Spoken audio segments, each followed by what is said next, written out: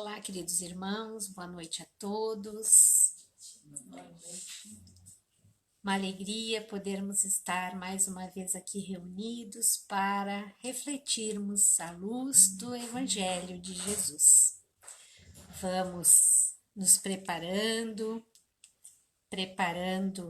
as nossas aguinhas para a magnetização, harmonizando-nos para a nossa reflexão da noite de hoje, que possamos estar em harmonia, em paz, com muita luz nos nossos corações. E nesses minutinhos que ainda restam para o início da nossa prece, gostaríamos de relembrar os irmãos das atividades da nossa casa. Aos sábados temos às 15 horas o encontro da família e da evangelização infanto-juvenil. Nas segundas-feiras tem um encontro para estudar também o Evangelho de Jesus, às 16, né, Paulo? Às 16 horas, na segunda-feira. Na terça-feira tem a exposição doutrinária com passe e atendimento fraterno, à noite. Na quarta-feira temos a prece e radiação, também com atendimento fraterno. Na quinta-feira, à tarde, temos trabalho de exposição, atendimento fraterno e passe. Depois, à noite, temos o Evangelho no Lar de forma virtual. Todos os dias pela manhã temos o nosso encontro diário de orações.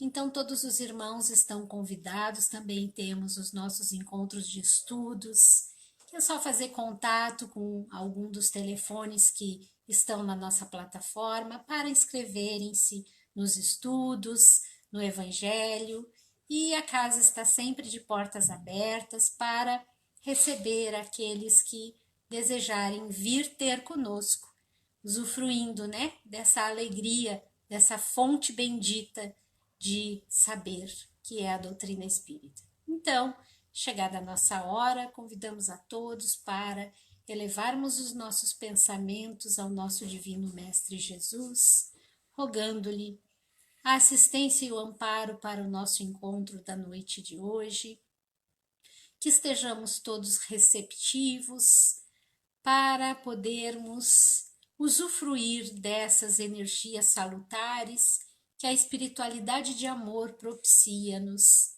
através da exploração evangélica, através da prece, através do passe. Então, que nós possamos estar conectados com o nosso Mestre Jesus, para bem aproveitarmos o nosso encontro da noite de hoje.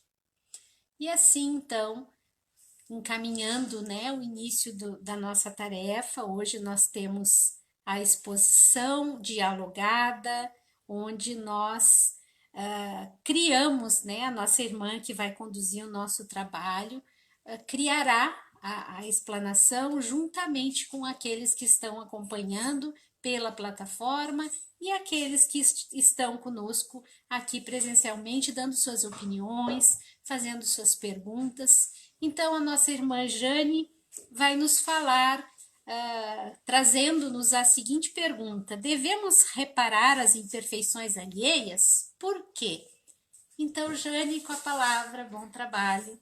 Vamos responder a Jane. Obrigada, Rejane. Boa noite a todos os amigos que estão aqui na nossa casa. Boa noite a todos que nos acompanham aqui pelo Facebook. Sejam todos bem-vindos. Que possamos passar momentos bons de reflexão a partir de agora.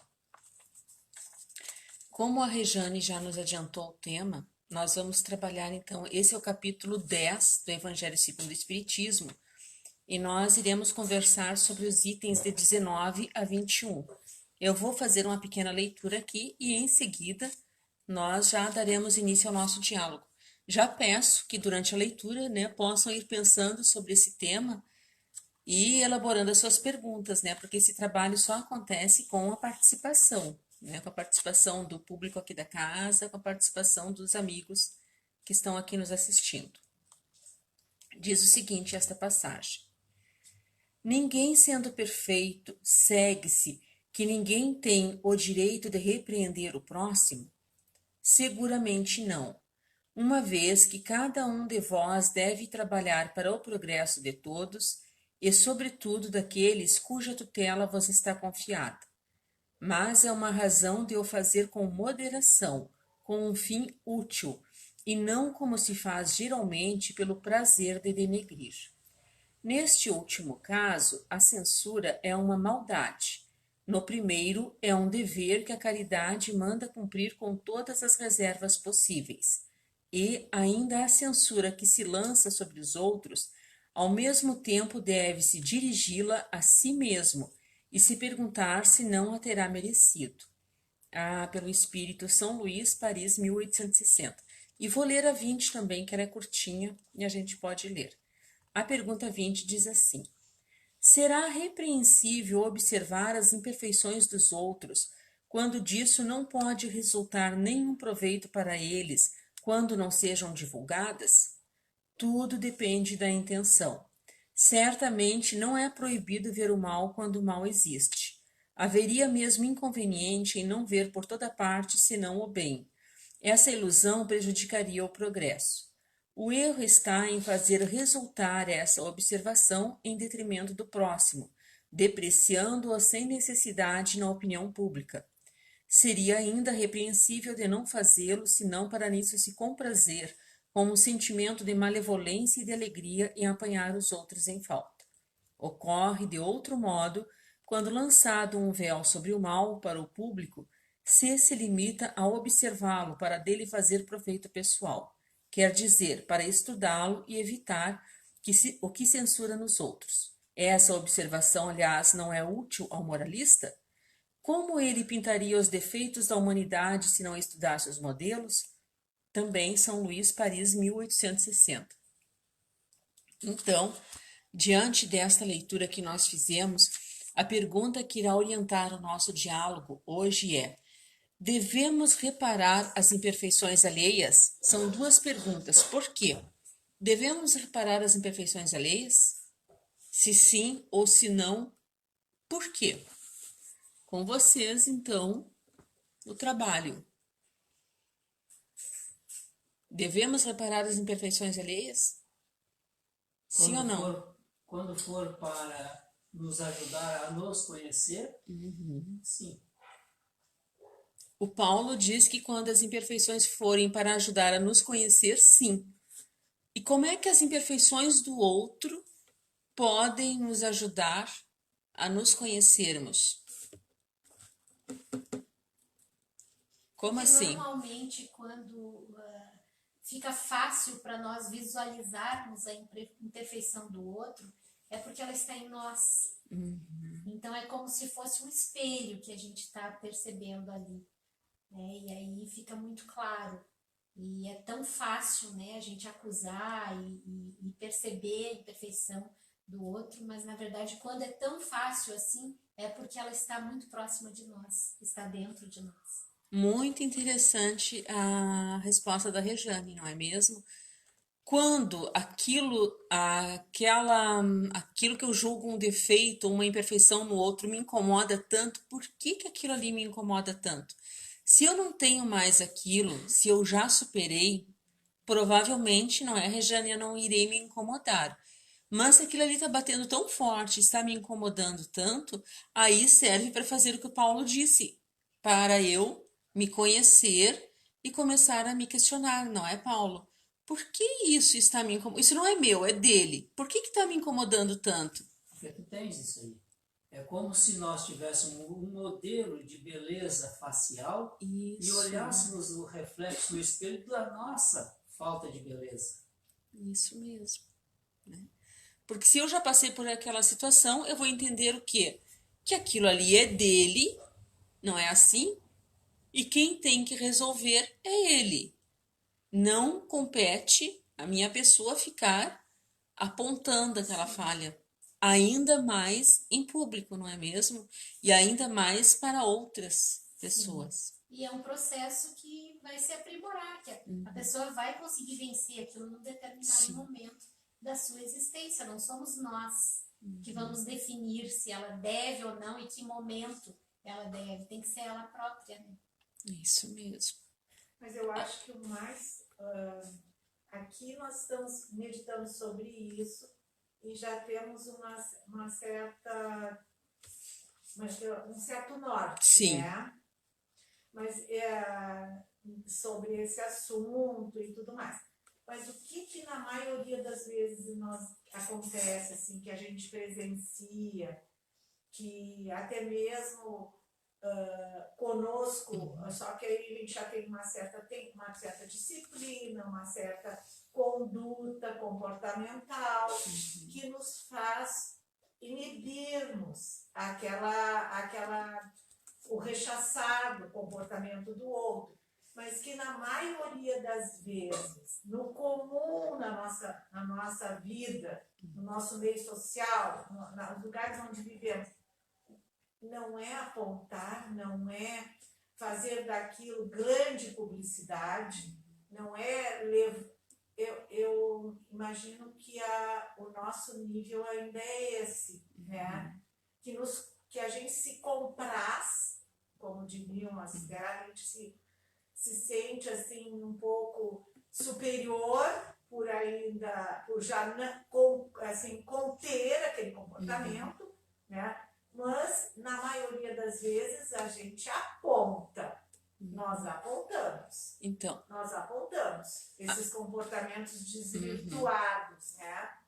Então, nos chamam a atenção. Isso. Mesmo sabendo que se nos toca, como tu dissesse, é porque ele está dentro de nós. Mas nem sempre nós temos essa consciência. Essa chave virando para que a gente, né, Isso se mesmo. conscientize disso, né? Na maioria das vezes, a grande maioria é o que acontece justamente o contrário. Né? A Maria Lúcia diz que ainda é uma rotina, ainda é costume a gente agir dessa forma, né? Apontar as falhas dos outros, apontar as imperfeições, mesmo que não traga benefícios, né? Tu queria falar, Viviane? A Zaira. Achei que tu queria. Então. A Zaira comenta, acho que não, porque se não consigo corrigir a mim, como vou apontar no outro? Este seria o desejável, né? Seria a atitude desejável, não espalhar aquela situação, né? Não comentar, porque se eu não consigo corrigir, mas por outro lado acontece o que a Maria Lúcia disse, né? Vamos ver o público aqui do Facebook que está quietinho, né? O que acham? Por que a gente não deve apontar, né, essas imperfeições alheias? E mais uma pergunta assim, ó. Tem algum momento, tem alguma situação, né, que a gente tem o direito, que a gente pode revelar o mal do outro? Tem alguma situação que me é permitido, Aparecida, né? Prazeres. Prazeres, desculpa. Eu sempre te chamo de Aparecida. Prazeres, pode falar. Não, eu estava pensando aqui, ó.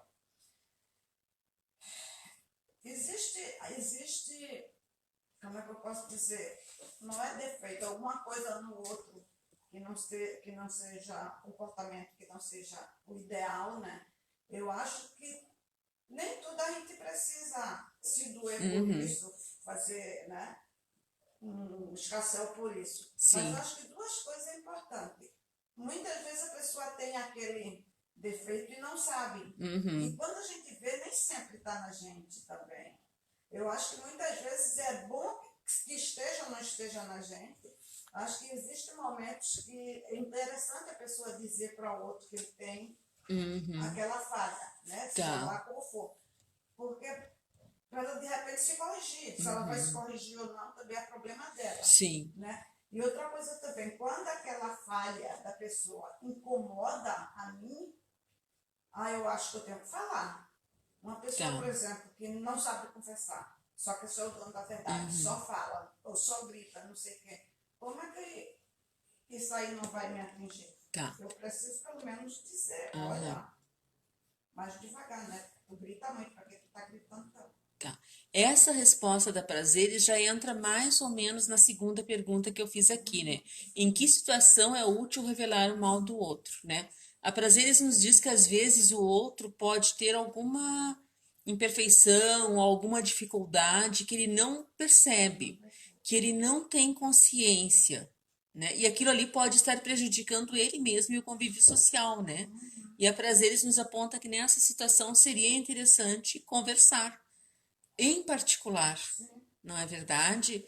Com fraternidade, não é? Com caridade, já entra aqui nessa pergunta. Temos aí mais, A Paulo. Beth comenta: acho que podemos não apontar, mas conversar com a pessoa sobre a sua falha se a sua falha causa mal a outras pessoas. Exatamente. Então, a resposta da Beth vem ao encontro do que a Prazeres disse, né? Se está causando mal a outras pessoas, está prejudicando, ela não tem consciência, cabe a nós conversarmos com ela e tentar, né, esclarecer. Tem mais, A Paulo? Clarice contribui dizendo: se a falha prejudica outros, deve-se falar com a educação. E aí, nessa situação que a Clarice disse, se a falha prejudica outros, deve-se falar com educação. Esse falar, né, se está prejudicando outros, a gente poderia considerar isso até como um gesto de caridade? Por quê? Por que seria um gesto de caridade? Mais ou menos é um favor quase que a gente está fazendo a outra pessoa, né? Mostrando alguma coisa para ele poder se tornar melhor. Eu acho também porque, nesse caso, né, a gente está vendo também a questão do coletivo, né? Se está não só atingindo individualmente aquele ser, aquele companheiro de trabalho, enfim, né? Mas se aquela atitude, aquele comportamento já está se espraiando para um coletivo, para um grupo inteiro, né? Que muitas outras pessoas serão prejudicadas, eu acho que em relação ao bem comum, né? Eu penso Sim. que também aí é uma forma de... Tá. A Clarice comenta: sim, porque ajuda o que está sendo prejudicado. Isso. E a Beth coloca: acho que é caridade sim, porque muitas vezes a pessoa nem se dá conta que age daquele modo. Isso. Às vezes a pessoa nem se dá conta, né? E como nós dissemos aqui, tem outras pessoas que, por causa daquela atitude, daquele comportamento, pessoas que estão sendo prejudicadas, né? E até pode ser que essa pessoa esteja agindo de boa intenção na cabeça dela, né? Ela está tentando fazer o melhor, está agindo de boa fé, bem intencionada, né?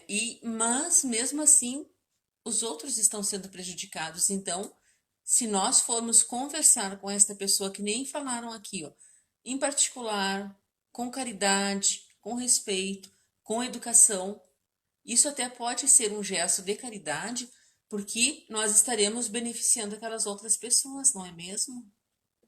Convém lembrar que algumas pessoas vão receber essa conversa de uma forma amena, receptiva, compreender e até se beneficiar dessa conversa. Entretanto, existem tantas outras que irão se ofender com aquela conversa, se revoltar, às vezes, contra quem está indo de encontro a ela. E aí, como lidar com a revolta dessa não aceitação? Pois é. Então, é isso que a Regiane nos disse. Tem pessoas que vão aceitar de bom grado a nossa contribuição, a nossa colaboração. E tem outras que não vão aceitar e que vão até se revoltar. Como é que a gente age nessa situação aí, né? O que a gente faz? A pessoa fica até revoltada, né? Fica até de mal conosco às vezes, acha que nós estamos nos intrometendo em algo que não nos compete. Como é que nós agimos? Nós podemos usar uma orientação do Cristo, quando ele orientou os discípulos, os apóstolos, que quando fosse à casa de alguém e esse alguém não recebesse, que era para bater o pó da sandália e se retirasse. Bater o pó da sandália e se retirar. Fizemos a nossa parte, não é mesmo? Jesus, os bons espíritos, eles sabem da nossa intenção. Fizemos a nossa parte. Se ele vai se modificar ou não, aí vai ser só problema dele, né? Mas pelo menos a gente alertou sobre aquela coisa que está Sim, prejudicando. Não fizemos só a gente se afastar, né? Daquelas situações que acontecem. E em relação às outras pessoas, aí fizemos a nossa fizemos parte, a né? nossa É isso que importa. E tem uma pergunta também aqui em cima disso que a gente estava refletindo, que é o seguinte: é errado nós enxergarmos o mal? A gente já leu mais ou menos essa passagem ali, né? É errado eu enxergar o mal? Depende da intenção, né? Qual é o meu. Eu estou enxergando esse mal a troco do quê? Qual é o meu objetivo em observar o mal do outro? É justamente nessa tentativa de auxílio ou é pura e simplesmente porque me faço juíza e crítica do meu semelhante? Então depende da intenção. Agora, nós entendemos que o mal existe? No geral, na sociedade, o mal existe. Então a minha pergunta é isso, é no geral. É errado a gente enxergar? Ali já tinha uma resposta no Evangelho, né? Que ele dizia que enxergar o mal é até uma necessidade. Não é verdade? É necessário. Porque é isso que propulsiona o progresso. Não é verdade? Se nós temos, às vezes, até um olhar ingênuo e otimista demais, enxergando só o bem, não é assim o mundo real, não é verdade?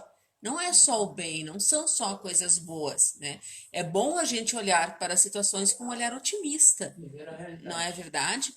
Mas não é, questão de sobrevivência. é necessário, exatamente. Paulo tem mais. Tem a Clarice, traz a sua colaboração, dizendo: precisamos enxergar, não devemos ser poliana. Isso mesmo. E a Beth, acho que podemos introduzir a conversa com: eu também tenho dificuldade com essa falha. Dessa forma, a pessoa não se sentirá ofendida.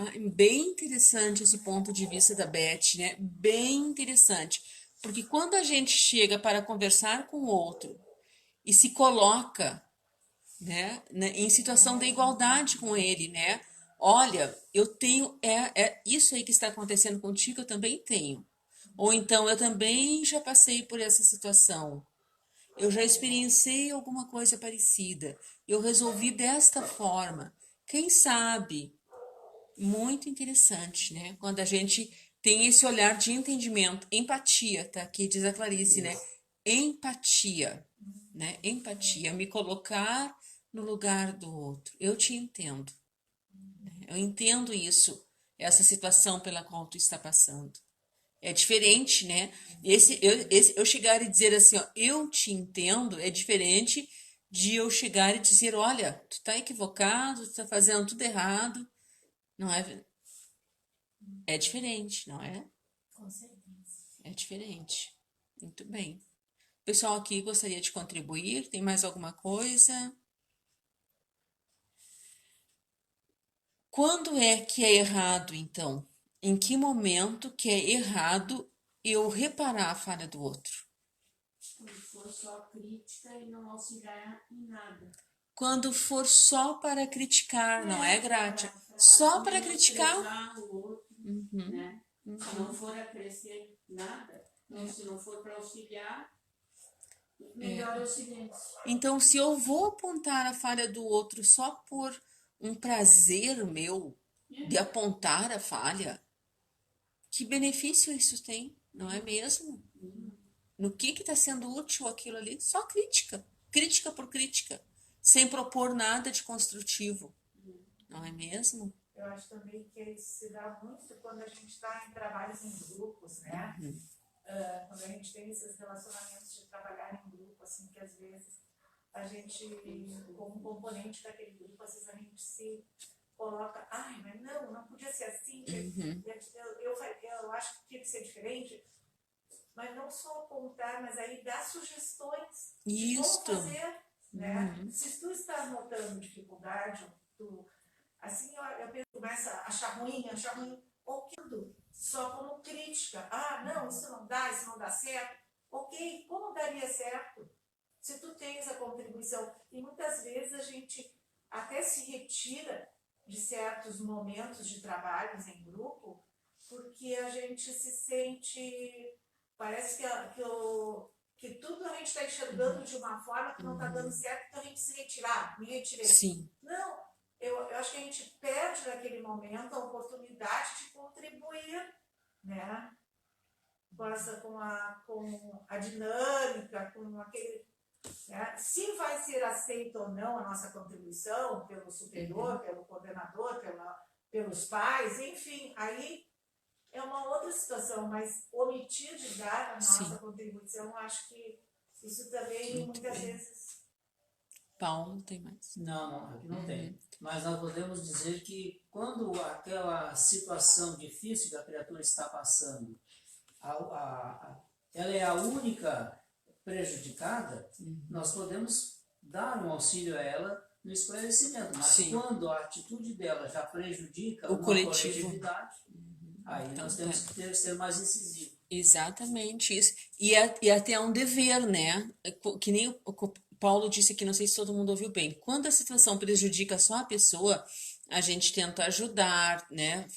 Fazemos a nossa parte. Ela não aceitou, tudo certo, né? É a opção dela. Mas quando esta situação está prejudicando um grande número de pessoas, está prejudicando um coletivo, é um dever nosso tomarmos uma posição, né? E além de ser um dever, como eu disse antes, aqui é um gesto de caridade, né? Porque nós precisamos nos preocupar com o maior número de pessoas, né? Até tem uma passagem em relação a isso que o Paulo falou, já que não tem nenhum comentário aqui, que diz exatamente isso, ó. Essa questão é muito delicada e é aqui que é preciso apelar para a caridade bem compreendida. Se as imperfeições de uma pessoa não prejudicam senão a ela mesma, não há jamais utilidade em fazer conhecê-las. Mas, se estas podem causar prejuízos a outros, é preciso preferir o interesse da maioria ao interesse de um só. Segundo as circunstâncias, desmascarar a hipocrisia e a mentira pode ser um dever, porque vale mais que um homem caia do que vários se tornarem enganados ou suas vítimas. Em semelhante caso, é preciso pesar a soma das vantagens e dos inconvenientes. Então, nós temos que ter o bom senso, não é mesmo?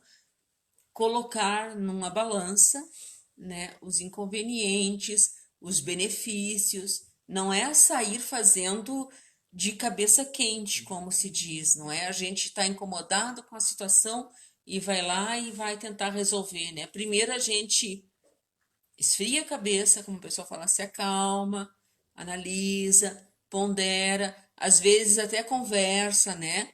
Pega a opinião com alguém mais experiente ou com alguém que já viveu aquela situação para depois tomarmos uma posição. E a mola propulsora de tudo isso precisa ser o amor. O amor. A mola propulsora precisa ser o amor, né? Eu lembrei essa palavra que a Rejane disse agora. Esses dias eu estava assistindo uma palestra, e o palestrante dizia o seguinte, que se tudo que Jesus veio fazer aqui, tudo que ele ensinou, que tudo se resume em uma única palavra, amor. Tudo que ele nos ensinou, tudo que ele nos deixou, tudo é uma palavra só, amor, né? No momento que nós agirmos com amor, todo o resto vai por estaremos sendo bem orientados. Não é verdade?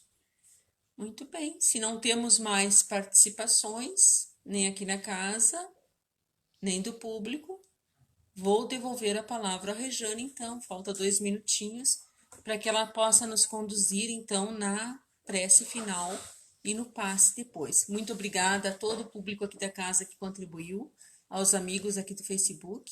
Devolvo a palavra à Rejane. Obrigada. Obrigada, Jane. Excelente trabalho, maravilhosas as reflexões. nossa gratidão pela contribuição de todos, que nós possamos refletir verdadeiramente a respeito de tudo que nós construímos aqui de forma coletiva, né? Como é bonito esse trabalho em que todos conseguimos participar, construir juntos, cada um com suas ideias, com muito respeito, as opiniões, as divergências. Isso é muito lindo, isso é doutrina espírita. Então, nossa gratidão a todos que contribuíram, a todos aqueles que de outras formas contribuíram através de seus pensamentos, de sua energia no bem. Então, gratidão a todos. E vamos então encaminhando o nosso momento de irradiação para os nossos irmãos suicidas. Então é o nosso momento de doarmos-nos, de sermos úteis na tarefa do amor, da fraternidade, da caridade. Convidamos a todos para envolvermos a estes nossos irmãos, onde quer que esteja uma única alma, um único espírito desencarnado, sofrendo o arrependimento, sofrendo a dor, a amargura do descortinar dessa ilusão. Porque todo aquele nosso irmão, Pai, que busca essa porta ilusória, ele a busca com o objetivo de aliviar seus tormentos, de se livrar de suas dores, de fugir da vida. E no além-túmulo depara-se com dores ainda maiores, com sofrimentos atrozes e com a vida que não cessou. Porque o suicídio não interrompe a existência, muito menos as dores. Então, por esses irmãos, Pai, que estão neste instante deparando-se com esta realidade, com esta verdade, e vivenciam um suplício, por eles nós rogamos, aliviai-lhes, ó Cristo, que essas dores sejam amenizadas, que os nossos irmãos sejam socorridos por estas falanges benditas, mas, acima de tudo, que despertem, Senhor, para a conscientização de seu ato, para perceberem o que verdadeiramente fizeram e arrependam-se, pois apenas através do arrependimento produtivo podemos reparar as nossas faltas. Que eles possam, Senhor, rogarem a sua misericórdia para um novo recomeço. Que a esperança possa chegar-lhes em forma de manto sagrado e que eles sejam arrebatados destes locais de dor intensa para o raio bendito da esperança, da luz, da força, da coragem, do refazimento. Ó Pai, são tantos os nossos irmãos que neste instante estão atentando contra suas vidas, por estes também nós rogamos. Muitos outros arquitetando métodos, meios, formas de fugirem por esta porta ilusória. que lhes chegue, Senhor, uma mensagem, um amigo, um telefonema, uma mão, um abraço, um sorriso, um livro, que chegue até eles mensagens do alto que lhes propiciem um abrir os olhos para a necessidade de darem continuidade às suas existências, independentemente do que quer que estejam passando. Que a sua luz os possa aliviar neste instante.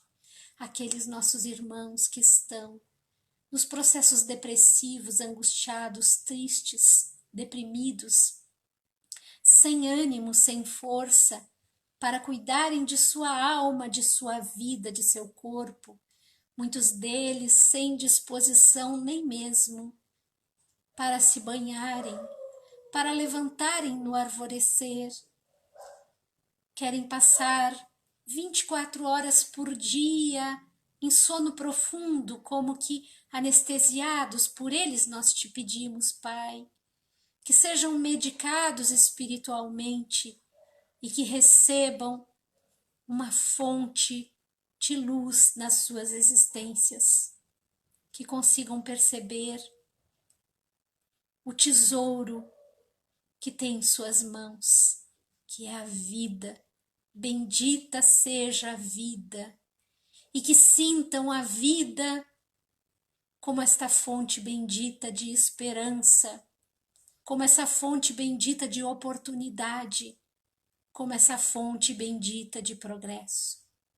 Que a sua luz, Senhor nosso Deus, acolha a cada um desses nossos irmãos, sejam aqueles que já partiram pelo suicídio, aqueles que estão com ideias neste momento do cometimento ao suicídio, aqueles que estão vivenciando os primeiros passos dos processos depressivos.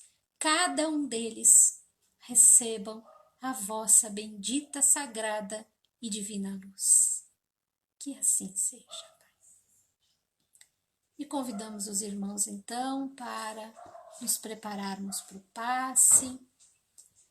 Os irmãos aqui presentes possam estarem conectados, os que estão nos acompanhando virtualmente também conectem-se com seus espíritos amigos, com seus mentores, com seus anjos de guarda, com sua fé, enfim. E rogamos a vós, Jesus amado, médico de todas as almas, para que neste momento possas auxiliar-nos a todos, envolvendo-nos com sua divina luz, trazendo-nos o fortalecimento ao nosso corpo físico, ao nosso corpo espiritual e à nossa alma. Que possamos nessa noite bendita sermos tocados por essas energias salutares, revigorando-nos a cada um, para que possamos percebermos o teu amor dentro de nós. Somos falhos, somos imperfeitos, mestre amigo. Por isso, precisamos neste momento estar aqui rogando, apesar de sabermos que o Senhor está sempre a nos proteger e nos amparar, mas ainda assim rogamos que sua luz bendita derrame-se sobre nós, que as águas expostas sejam magnetizadas, recebendo os componentes medicamentosos dos quais cada irmão necessite. E assim, Senhor nosso Deus, Jesus, nosso mestre amigo e corrente bendita de luz, só nos resta agradecer e pedirmos a permissão para encerrarmos o nosso trabalho da noite de hoje. Que assim seja. Muito obrigada a presença de todos, uma boa noite e nos encontraremos amanhã no momento diário de orações às 9 horas. Bom final de semana a todos.